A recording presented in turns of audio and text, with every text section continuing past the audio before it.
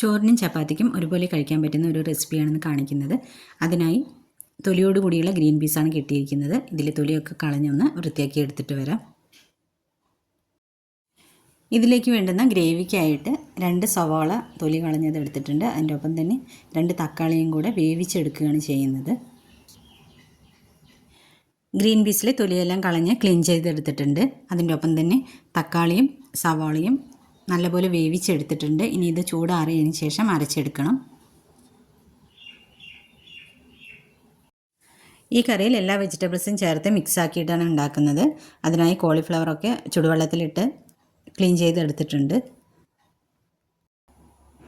ചീനച്ചട്ടിയിലേക്ക് 2 table സ്പൂണോളം cooking oil ഒഴിച്ചു കൊടുത്തിട്ടുണ്ട്. എണ്ണ ചൂടായി വരുന്ന സമയത്ത് ഇതിലേക്ക് ചെറിയൊരു കഷ്ണം ഇഞ്ചി നുറുക്കിയത്, 2 പച്ചമുളക് കീറിയെടുത്തത്, അതിൻ്റെ ഒപ്പം തന്നെ 3-4 അല്ലി വെളുത്തുള്ളി നുറുക്കിയതും കൂടെ ചേർത്ത് കൊടുക്കുന്നുണ്ട്. ഇതിലെ പച്ചമണം ഒന്ന് പോയി കിട്ടുന്നത് വരെ വഴറ്റിയെടുക്കാം. ഇതിലേക്ക് ഒരു സവാള ചെറുതായി നുറുക്കിയതാണ് ചേർത്ത് കൊടുക്കുന്നത്. നല്ലപോലെ വഴറ്റിയെടുക്കാം. സവാള വഴണ്ടി വന്നിട്ടുണ്ട്. ഇനി ഇതിലേക്ക് നല്ല പഴുത്ത ഒരു തക്കാളി കൂടെ മുറിച്ചത് ചേർത്ത് കൊടുക്കാം.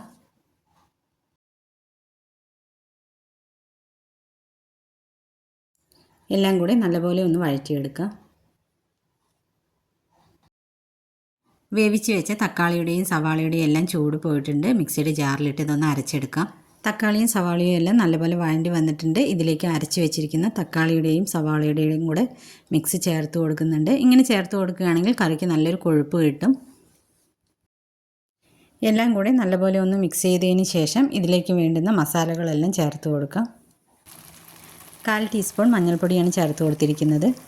മുളക് പൊടി 1 ടീസ്പൂൺ ചേർക്കുന്നുണ്ട്. 1/4 ടീസ്പൂണോളം മല്ലിപ്പൊടി കൂടെ ചേർത്ത് കൊടുക്കുന്നുണ്ട്. പൊടികളുടെ എല്ലാം പച്ചമണം പോകുന്നത് വരെ ഒന്ന് വഴറ്റിയെടുക്കാം.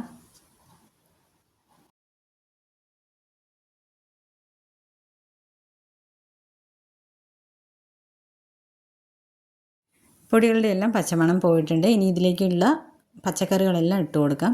ആദ്യം ചേർത്ത് കൊടുക്കുന്നത് ഉരുളക്കിഴങ്ങാണ്. 1 ഉരുളക്കിഴങ്ങാണ് എടുത്തിരുന്നത്. 1 ക്യാരറ്റും 4-5 ബീൻസും കൂടെ നുറുക്കിയതാണ് ചേർത്ത് കൊടുക്കുന്നത്. കോളിഫ്ലവർ കൂടെ ചേർത്ത് കൊടുക്കാം. ഗ്രീൻ പീസ് കൂടെ ചേർത്തതിന് ശേഷം നല്ലപോലെ മിക്സ് ചെയ്തെടുക്കാം.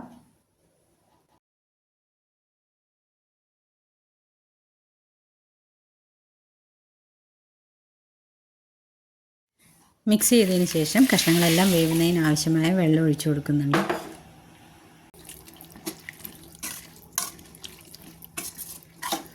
ആവശ്യത്തിനുള്ള ഉപ്പ് കൂടി ചേർത്ത് നല്ലപോലെ ഒന്ന് മിക്സ് ചെയ്ത് കൊടുക്കാം. കഷ്ണങ്ങളെല്ലാം നല്ലപോലെ ഒന്ന് വെന്ത് വന്നോട്ടെ.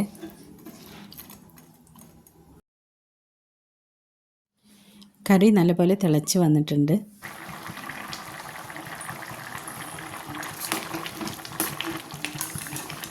കഷ്ണങ്ങളെല്ലാം പകുതി വേവിയായിട്ടുള്ളൂ. ഒന്നുകൂടെ വേവിച്ചെടുക്കണം.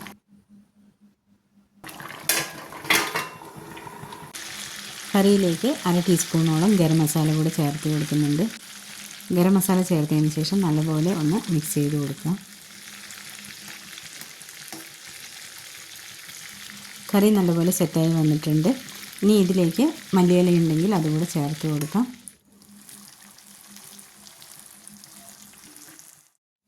ചപ്പാത്തിക്കും ചോറിനും ഒരുപോലെ കഴിക്കാൻ പറ്റുന്ന നല്ലൊരു വെജിറ്റബിൾ കറിയാണിത്.